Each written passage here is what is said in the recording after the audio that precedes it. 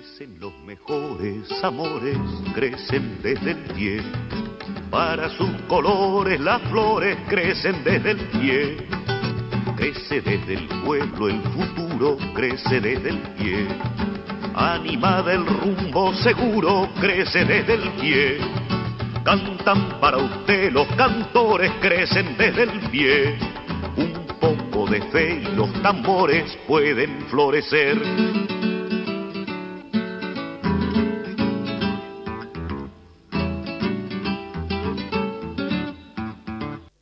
¿Cómo les va? Muy buenas tardes, bienvenidos a una de las últimas ediciones del año 2019 de Desde el Pie, esta construcción colectiva que hacemos aquí en Televisión Regional con los auspicios del Sindicato de Aceiteros y la Federación también.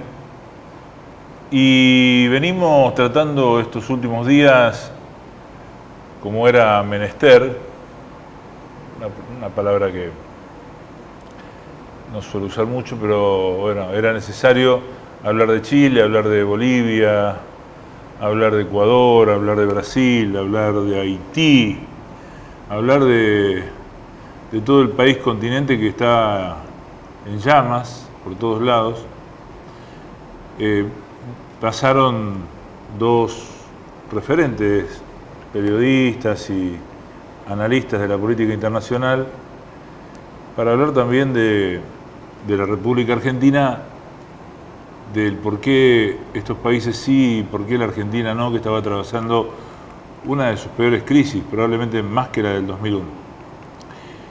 Y hoy queremos volver en uno de los últimos programas, a insistir sobre la cultura como una herramienta, como una, por más que el que la haga o por más que el que la desarrolle, el que la produzca, no la sienta de esa manera, no deja de ser una trinchera para tiempos muy complicados. Desde la cultura han nacido y se han fomentado amores y odios muy grandes, épocas distintas de la historia y épocas distintas del espacio. En tiempos de Rosas, por ejemplo, cuando era gobernador de Buenos Aires, lo que se dio a llamar la generación del 37, todos intelectuales, entre ellos estaba Sarmiento, Echeverría, Estrada, estaba Alberdi, todos en Europa, porque ahí estaba la cultura. Además, Sarmiento, cuando fue presidente, quería que estas tierras fueran pobladas por anglosajones, porque ellos y de ellos él pensaba que venía la mejor cultura, y sin embargo vinieron españoles, italianos y nada de lo que él esperaba. De ahí venimos nosotros, en parte. Por un lado eso, y por otro lado recuerdo la recuperación de lo que se llamaba, de lo que era el Tigre, el supermercado Tigre, hoy La Toma. Antes de que tuviera el supermercado y todos los emprendimientos que tiene hoy ese lugar, eso se sostuvo con el Centro Cultural La Toma. O sea, con un centro de cultura sostuvieron varias familias durante mucho tiempo. Entonces, creo que ante los hechos es importante la generación de cultura, que Galeano dice que es generar espacios de encuentro entre el pueblo, entre la gente, y probablemente sea cierto. Hoy estamos con un referente de la cultura rosarina, desde muchos puntos, desde muchos lugares, un tipo muy inquieto, muy curioso, probablemente debe ser su calidad de periodista que lo lleva a ese lugar, pero son muchos los emprendimientos y muy diversos, dentro de un ámbito común. Tampoco es que ha producido una revista para la calle Corrientes. Vamos a los auspicios y les presento a nuestro invitado. Sindicato de Obreros y Empleados Aceiteros de Rosario. Federación de Trabajadores Aceiteros y Desmotadores del Algodón de la República Argentina. OSIAT Salud, obra social para el personal de la industria aceitera, desmotadora y afines de la República Argentina.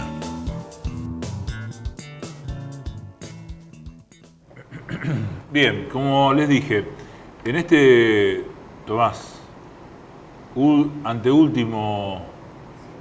diciembre hacemos, ¿sí? Bueno, hacemos diciembre. Bueno, de quien hablaba era de Horacio Vargas, el nene para muchos, periodista y todo lo otro que dije. ¿Cómo te va? Hola, ¿cómo estás? Buenas tardes. Buenas tardes, calurientas. Sí, calurosas. Bueno, en principio, periodista. Sí, claro. La profesión que, bueno, el año que viene vamos a cumplir 30 años en Rosario 12, como uno de los cofundadores, y tengo 5 o 6 años más anteriores cuando trabajaba como corresponsal del Periodista de Buenos Aires, una revista que era muy importante en ese momento. Tengo guardados varios artículos. Sí, claro. Una revista amarilla. Una amarilla y verde. Amarilla y verde. Y porque en realidad yo y después pasé a ser corresponsal de Página 12. Yo mi carrera profesional empezó en Buenos Aires desde acá, digamos. Y bueno, es un oficio que ya lleva su tiempo y... ¿Cómo cortito? Porque viste que cortito también es el programa, ¿no? ¿Cómo se les ocurre meter dentro de Página el Rosario 12?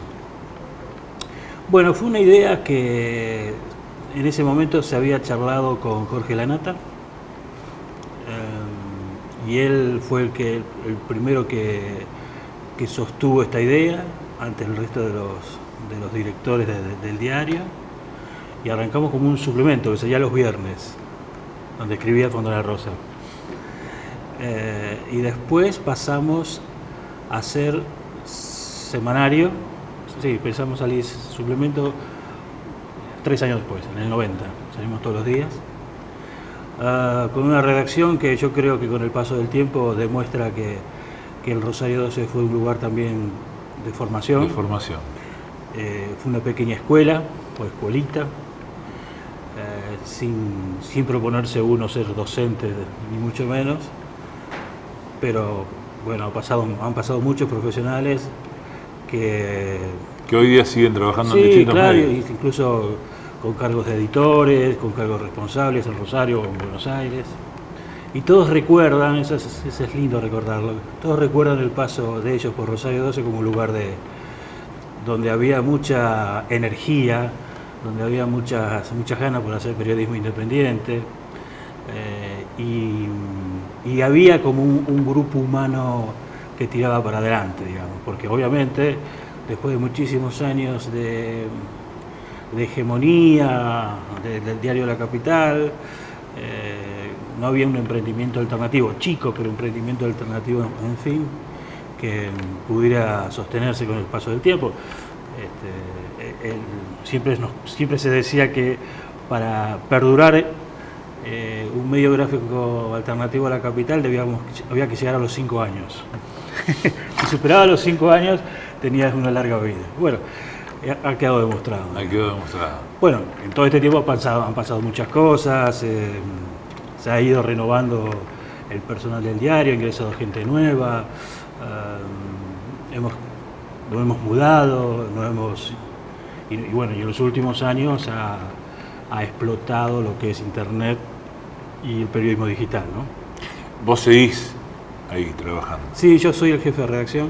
Jefe de redacción. Desde que entré. Y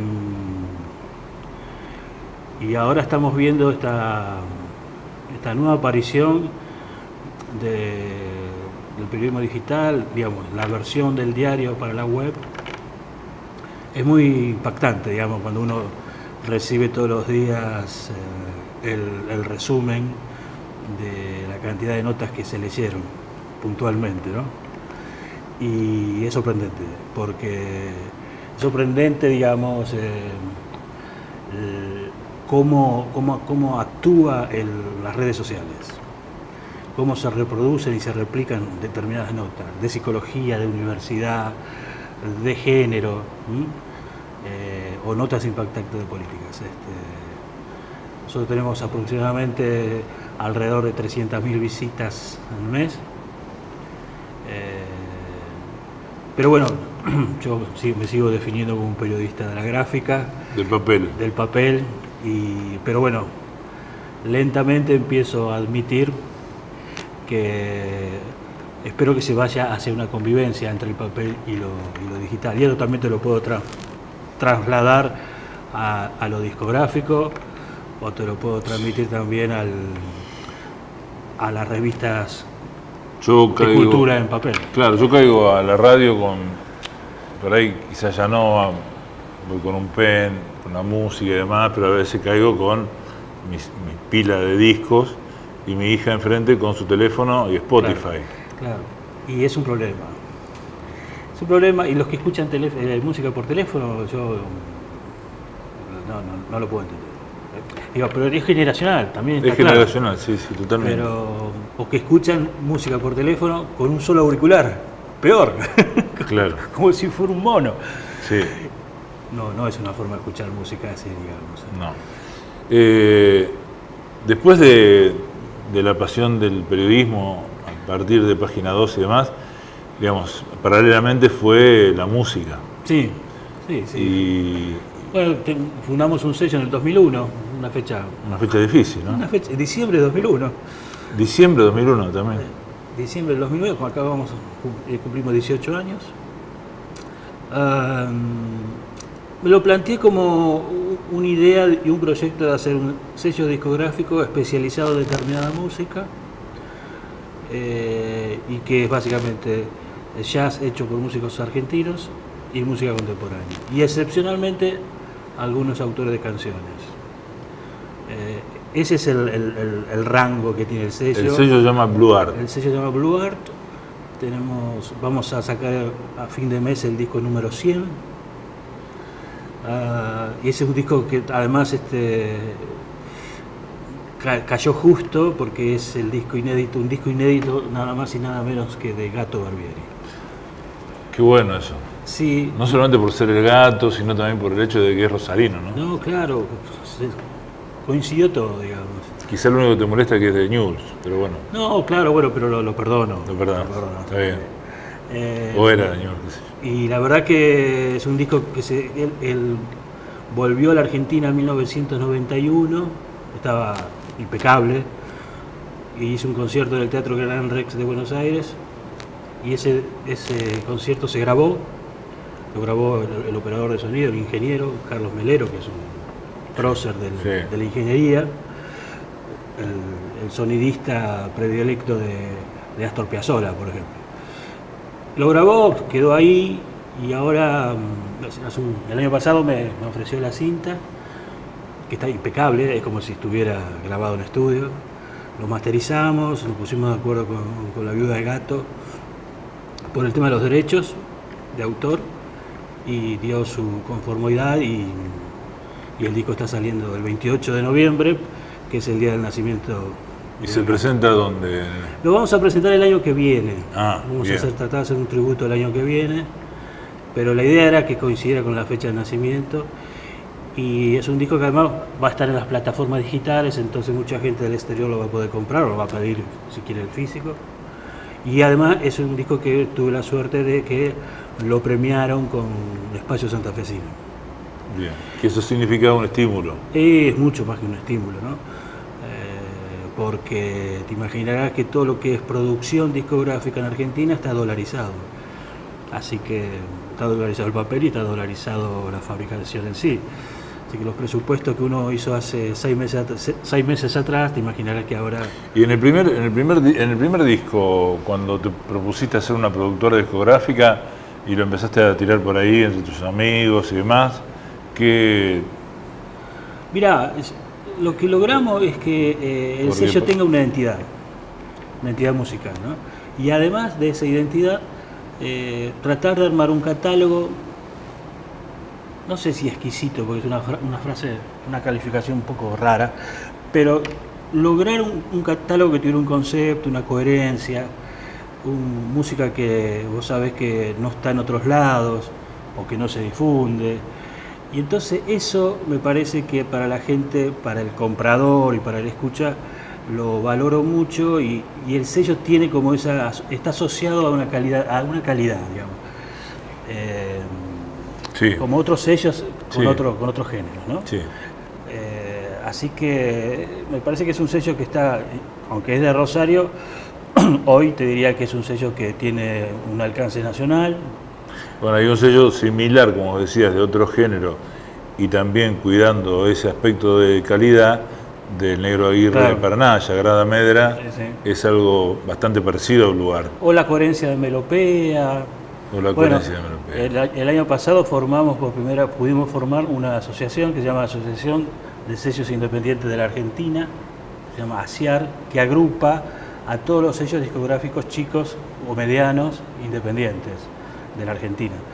Y ya estamos casi en 40 socios, 40 sellos. Ah, qué Y hay importante. mucho más, hay muchos sellos del interior.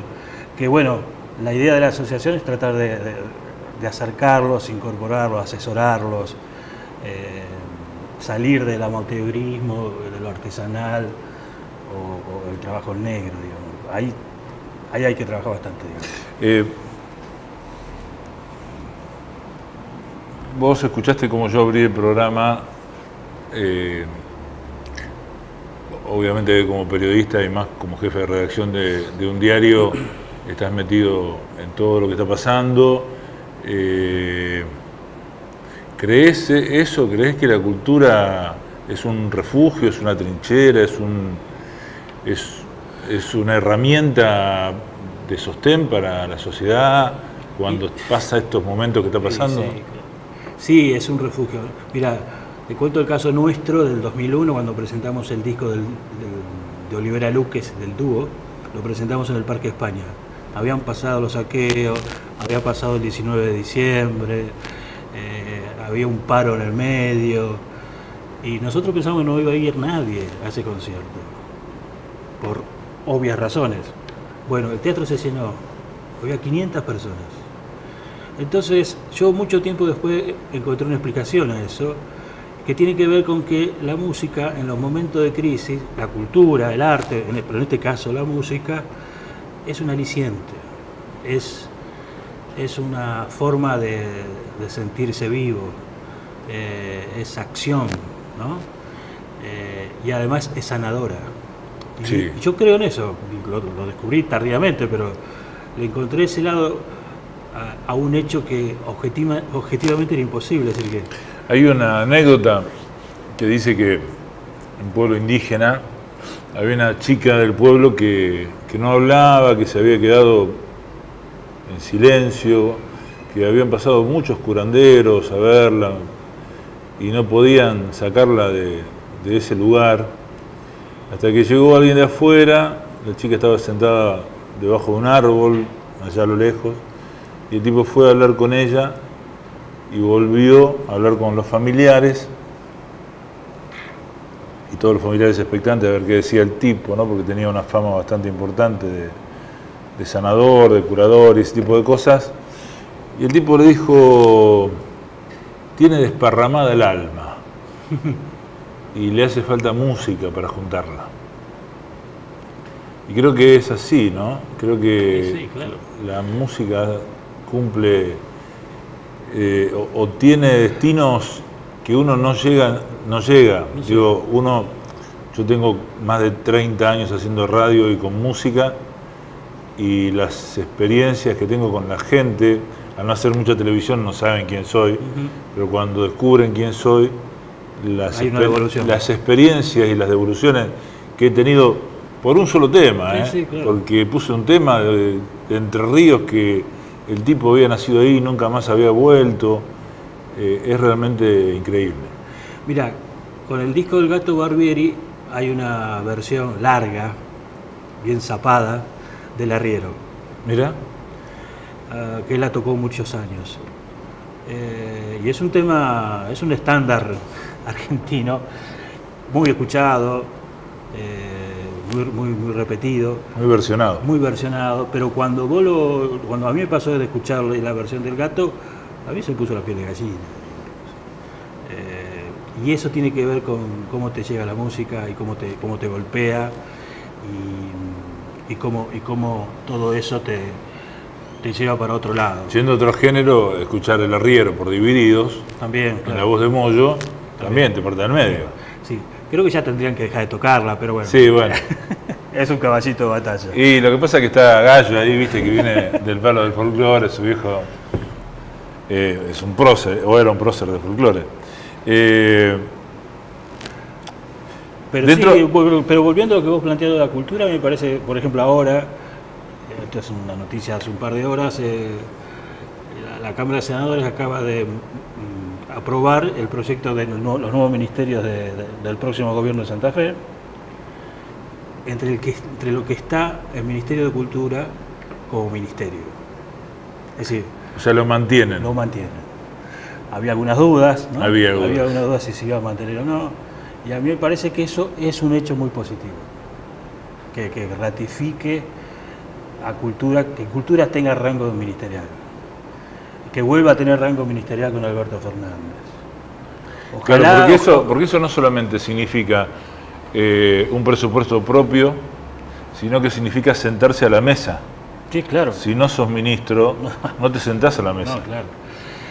Y la verdad que este gobierno que se va ha dejado, en términos culturales, yo creo, 2 o 3 cosas muy importantes. Ujú. Espacio Santafesino para mí ha sido muy importante, Sí. ha sido muy amplio, ha sido muy plural, y es un programa además que no lo encontrás en otras provincias. Yo que he viajado y dando charlas o participando en algunos paneles, muchos se sorprendían de que hubiera este plan con este presupuesto. Así que me parece que si queda ese Ministerio de Cultura, no sé quién va a ser ministro, ese es un lugar, ese es un espacio que hay que defender, digamos, de toda la gente de la cultura. Me parece que ha sido un gran hallazgo. Sí, Como el plan abre en otros términos, El a nuevo nivel oportu- social, el nueva y el nueva oportunidad. oportunidad, ¿no? también. Es decir, donde la presencia del Estado Es fundamental. es fundamental. Y en la cultura, y en estos tiempos de crisis, la participación del Estado, el apoyo y el incentivo, y apostar a las culturas divergentes, a mí me parece que ese es un rol clave que tiene que tener el Estado provincial o municipal. Antes de terminar y salir de Blue Art, Sí. ¿qué significó un Grammy latino en la carrera de Blue Art? Que no muchos de esos medios que vos nombraste recién deben tener. Mira, yo estaba en el diario, cerrando la edición como a las 11 de la noche, en esa época se cerraba más tarde el diario, y boludeando en internet, aparece, ese día se iban a conocer los ganadores del Grammy Latino, entro a la web y aparece ganando un sello, el bisello, por un disco de Gerardo Gandini. Y lo primero que se me ocurrió es reírme en una redacción donde estaba yo solo, y no sé si había alguien de informática, a reírme y al pensar, no, esto no puede ser, no puede ser. Entonces lo que se me ocurrió es llamarlo a Gandini por teléfono para contarle, y me acuerdo que Gerardo me dice, muy bien, Horacito, celebralo con un López. Con un López. Bien. Bueno y económico. No, claro, sí. Después hemos hecho giras con Gerardo y el López siempre era un gran acompañante. Así que ahora, bueno, yo puedo pasar a la historia de la ciudad como el único tipo que tiene un Grammy en su casa. ¿Lo tenés en tu casa? Claro, sí, porque le dan un Grammy al músico, un Grammy al productor y un Grammy al que grabó el disco. Claro, el Grammy es como el Oscar para la película. Claro, Más o menos. y el formato es el mismo que vos ves en los premios. Mirá. Eh, Bueno, como te dije, este programa es cortito, como Viraje Laucha, y no me quiero quedar sin hablar de Barullo. Bueno, Barullo es una revista en papel de cultura. ¿Hay algo para mostrar ahí, algunas tapas para...? Vamos a presentar el número 5 el 11 de diciembre. Ajá. Ahí están algunas de las tapas. Ahí están las primeras 3 tapas. Es una revista en papel. Es una revista que se distribuye en los kioscos.